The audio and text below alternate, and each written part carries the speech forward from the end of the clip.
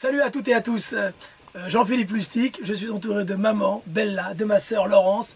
Jean-Claude, notre jeune frère, est absent mais il est là en pensée. On vous présente le livre qu'a écrit papa, 13 ans à Paris en 42.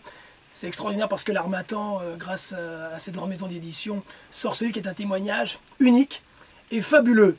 Maman, papa, il a porté l'étoile jaune 2 ans, 2 mois et 11 jours. Et 11 jours, absolument.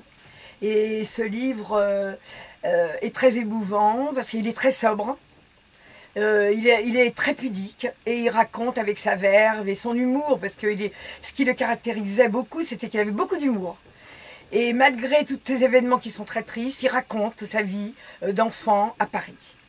Voilà, alors il raconte absolument tout avec des détails hallucinants parce qu'il avait une mémoire exceptionnelle, Jean-Philippe. Et Lolo, qu'est-ce que t'en penses? Ah oui, c'est un témoignage unique parce qu'il a une mémoire, papa. Au jour le jour, c'est une photographie comme on l'a jamais vue. Non, mais c'est vrai, il nous racontait très régulièrement tout ce qu'il avait vécu. C'était très vivant, c'était passionnant à chaque fois. Et c'est comme ça qu'on lui a demandé de raconter. D'ailleurs, on l'a poussé à raconter. Grâce à vous, oui, absolument.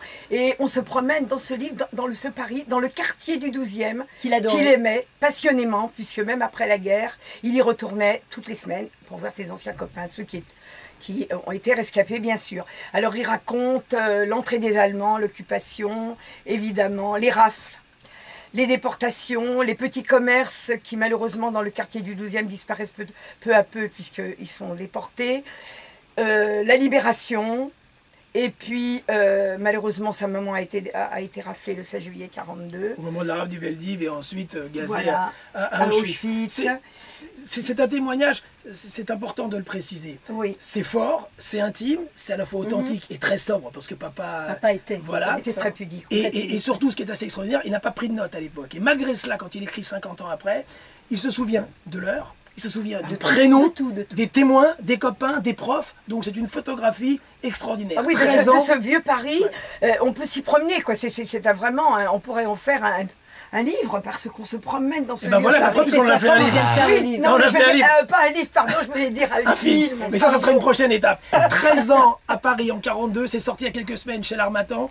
Voilà, c'est un témoignage fort. Bien sûr qu'on est concerné parce que c'est papa, mais au-delà de ça, parce qu'on l'a fait lire à des centaines de gens, il y a eu des retours. Beaucoup tous ont été touchés par cette force. Merci. Je suis très heureuse pour mon petit on Maurice, est très heureux. Parce que malheureusement, il n'aura pas vécu l'apparition du livre, mais je pense que là où il est très heureux. On espère.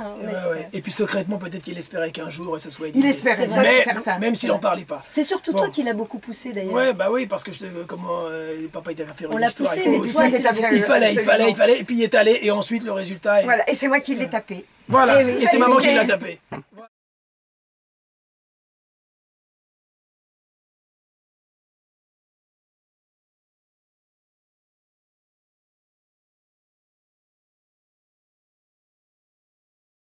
Merci à l'Harmattan, merci Amish, bisous, bye bye, merci Lolo, formidable. Merci à vous. Et allez l'acheter, vous ne serez pas déçus, vous serez même emballés. Bye bye.